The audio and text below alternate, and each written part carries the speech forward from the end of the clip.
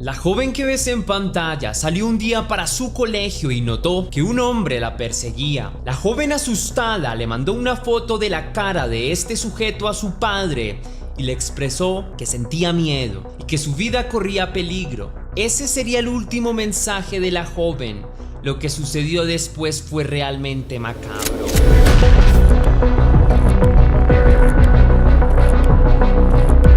Antes de iniciar con el video de hoy, quiero enviar un saludo muy especial y cósmico a una leyenda, a Mercedes Gómez, que me escribió: soy una abuela de 65 años, mi hija Liliana me mostró tu trabajo y me hice fanática.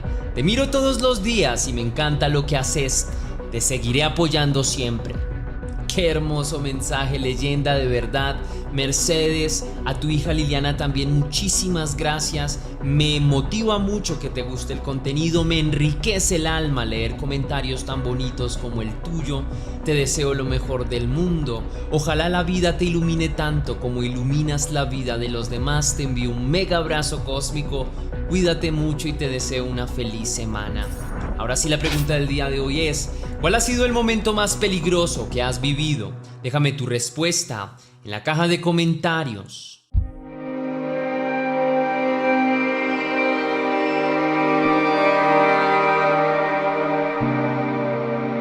Ana Karina Blanco Durán era una adolescente colombiana de 16 años.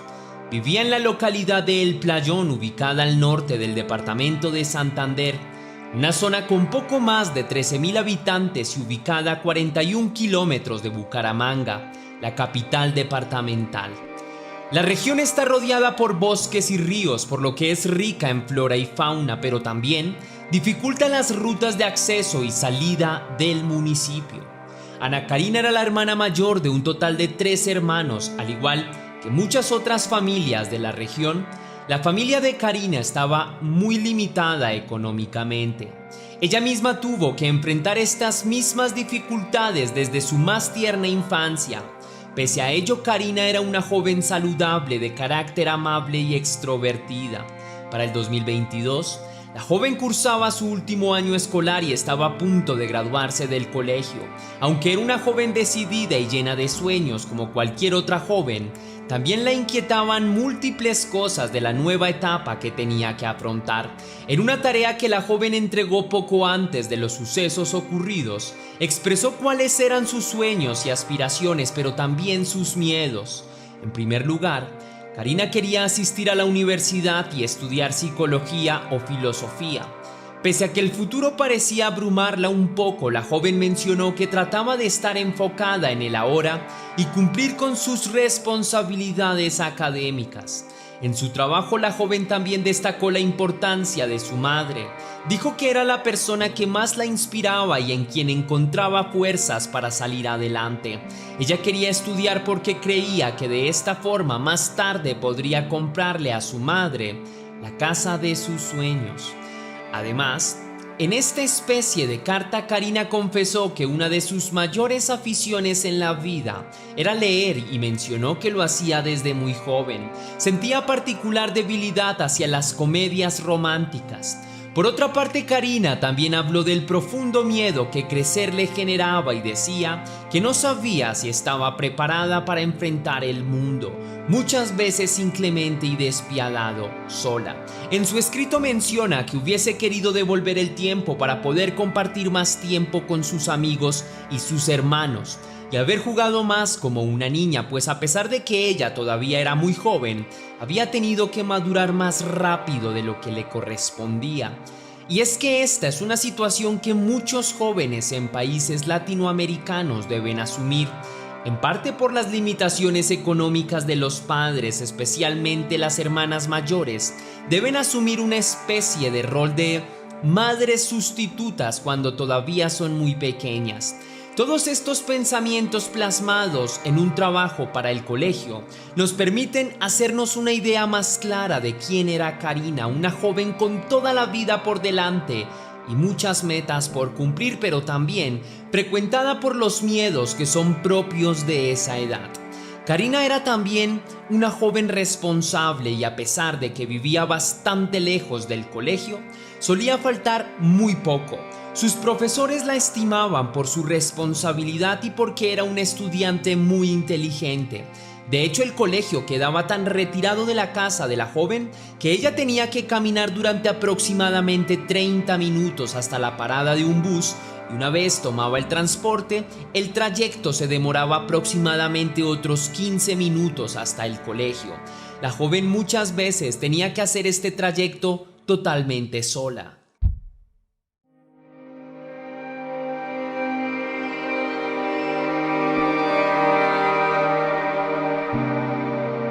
El 3 de mayo de 2022 era un día común y corriente para Karina y su familia. Ella se levantó temprano y se arregló para ir al colegio. Tomó algo de desayuno, se despidió de sus padres y salió de su casa ubicada en la vereda La Sardina de Cáchira. Karina había emprendido el camino hacia su colegio San Francisco de Asís, en el corregimiento de El Playón. Julio César Blanco Carreño, padre de Karina, recibió varios mensajes de WhatsApp provenientes de su hija. En ellos, la joven expresaba su preocupación porque sentía que alguien la estaba siguiendo. La joven sentía que si ella aceleraba el paso, el hombre que venía detrás también lo hacía. En los mensajes enviados, Karina expresaba su preocupación. Era evidente que se sentía alarmada por el comportamiento del sujeto. La joven en determinado momento decidió tomarle una fotografía al hombre que la venía siguiendo y su padre, sin dudarlo un segundo, salió en búsqueda de su hija. Julio César recorrió el mismo camino que su hija debía tomar todas las mañanas para tomar el transporte público. Sin embargo, en el recorrido no encontró nada inusual. Pese a que su hija no le envió más mensajes, él supuso que ella había llegado bien al colegio y que no tenía nada más por qué preocuparse. Al cabo de un rato, Julio César se enteró de que su hija no había llegado al colegio. Inmediatamente se puso en contacto con otros familiares y pobladores de la zona. El angustiado padre mostró la fotografía que su hija le había tomado al hombre que la había estado siguiendo. Inmediatamente, todos los pobladores pusieron sobre aviso a las autoridades y empezaron a buscar testigos o testimonios de lo que había sucedido. Esa misma mañana, un hombre que trabajaba en las fincas de la región se encontró con Karina como casi todas las mañanas y la saludó amablemente. El hombre mencionó que detrás de ella luego se encontró con otras personas, pero puesto que todas eran conocidas, nadie había levantado sospechas. Sin embargo, el hombre logró dar testimonio de quién era el sujeto que aparecía en la foto. Según él, era un inmigrante venezolano que había llegado hacía poco tiempo a la región y que trabajaba en alguna de las fincas vecinas, aunque no sabía bien en cuál. Luego de horas de intensa búsqueda, una nueva información apareció. Un hombre que trabajaba en una finca de la región dijo que uno de sus compañeros de trabajo había llegado más tarde del usual ese día y que su ropa estaba sucia. Luego de llegar el hombre se cambió la ropa y continuó con su jornada laboral. El hombre que lo vio llegar no sospechó de él en ningún momento. Sin embargo, luego de que salió de trabajar y se enteró de todo el revuelo y vio la foto del posible agresor, no tuvo dudas, era su compañero de trabajo. Con esta información, varios habitantes de la región llegaron hasta la finca en la cual trabajaba el hombre. Sin mediar palabra lo abordaron y lo reconocieron inmediatamente. Las personas estaban indignadas y le exigían al hombre que contara qué era lo que había hecho. Ante la enorme cantidad de personas que tenía encima y que lo amenazaban continuamente, el hombre no tuvo otra opción más que confesar lo que había sucedido. Aquel sujeto oriundo de Venezuela había abusado y asesinado a la joven, luego la había arrojado al río Cáchira. Antes de que el enardecido grupo que rodeaba al hombre pudiera hacer algo, las autoridades hicieron acto de presencia y se llevaron al asesino. Primero el sujeto fue llevado a una pequeña comisaría municipal y allí fue interrogado. El individuo no dio más detalles de los que ya había dado. Sin embargo, aunque las autoridades tenían como prioridad encontrar el cuerpo de la joven, también se sentían inquietos por la aglomeración de gente que esperaba fuera de la comisaría. Tenían que trasladar al criminal.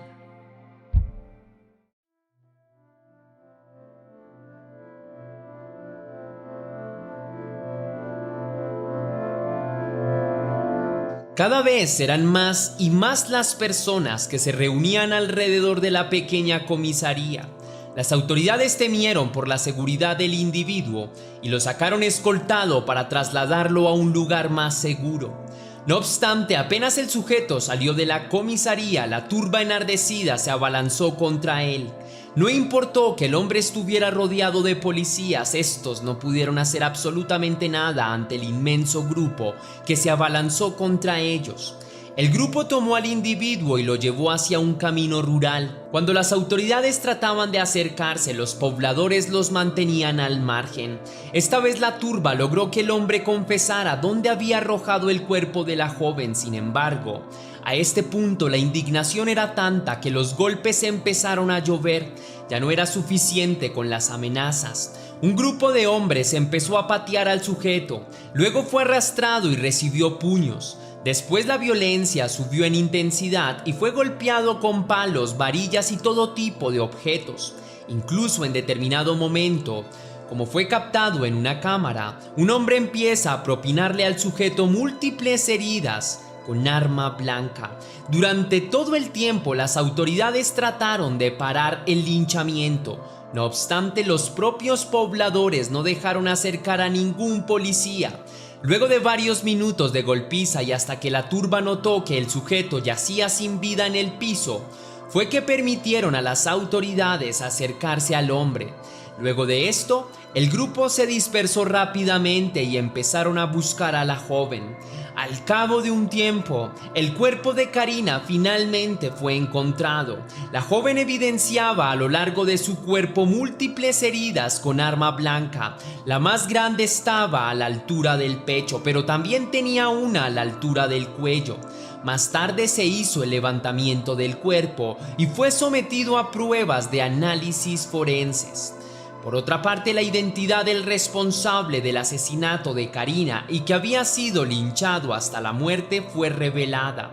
Se trataba de Alexander Carrillo, un hombre venezolano de 55 años que había llegado a la región aproximadamente 5 meses antes del siniestro crimen. Según averiguaciones que hicieron las autoridades, el hombre trabajaba en la finca que quedaba por el camino que Karina tenía que hacer diariamente hacia el colegio. El hombre había empezado ese trabajo hacía poco más de una semana, pero ese tiempo le había bastado para acechar y vigilar las acciones de Karina. Al parecer, como sugieren las autoridades, Carrillo se aprendió los horarios en los que la joven caminaba sola hacia el colegio y estuvo pendiente para determinar si ella alguna vez pasaba acompañada.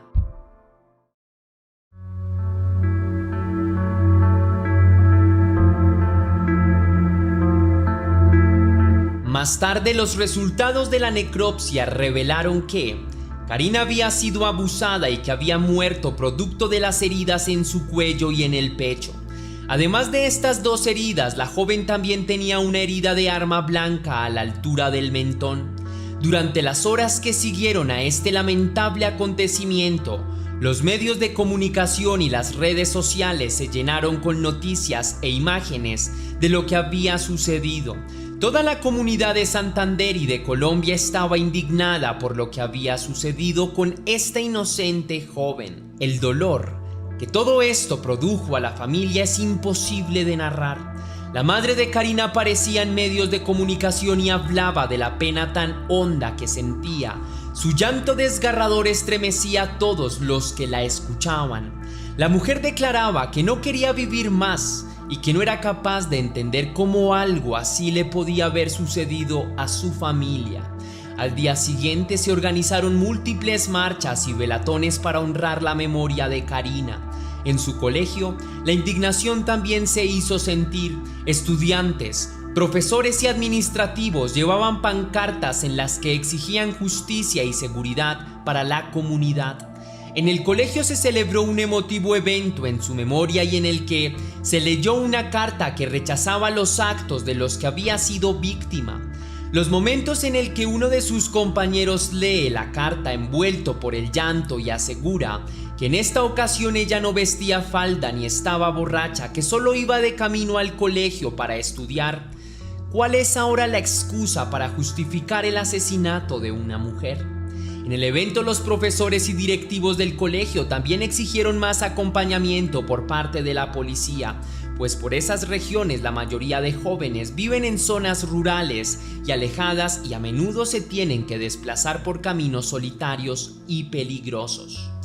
Por otra parte, los familiares de la joven estuvieron inquietos durante varios días, pues la entrega del cuerpo tomó más tiempo de lo esperado.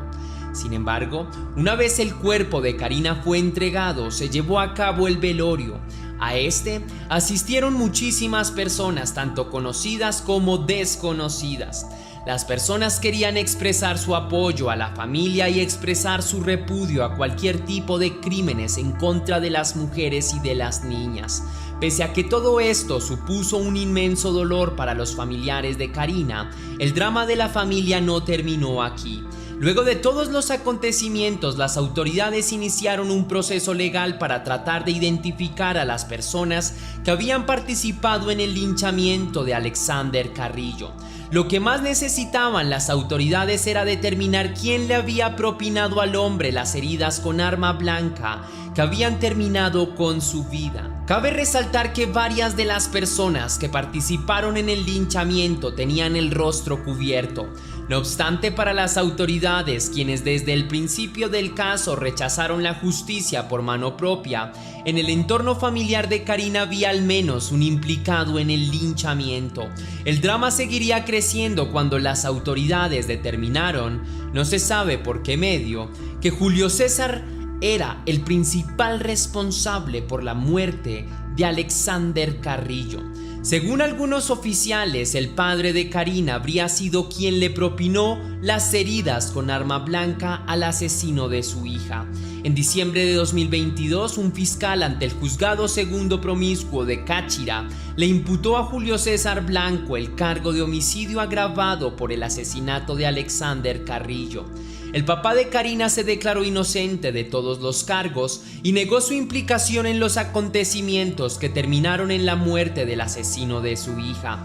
La fiscalía no dictó medida de aseguramiento porque Julio César se mostró colaborativo durante todo el proceso judicial y participó activamente en él. Según se sabe a día de hoy, el caso de Julio César no ha avanzado demasiado y las autoridades jamás han logrado esclarecer la identidad de las personas que participaron en el linchamiento de Carrillo. La leyenda, déjame saber con tu misterioso like. Si quieres y si puedes hacer una pequeña donación para la producción de Test Misterios, estaré enormemente agradecido. Lo puedes hacer de dos formas distintas. La primera, con el botón de super gracias que se ubica allí abajo justo al lado del botón compartir, o también vía PayPal, ya que tienes el link en la descripción y en el comentario fijado. Si lo haces de cualquiera de estas dos maneras, recibirás un agradecimiento personalizado y un saludo de mi parte para un próximo video. Ahora sí, sin nada más que añadir por hoy, mi querida leyenda, recuerda que las dudas te acompañan, que somos misterio y que tú y yo nos vemos en el próximo caso.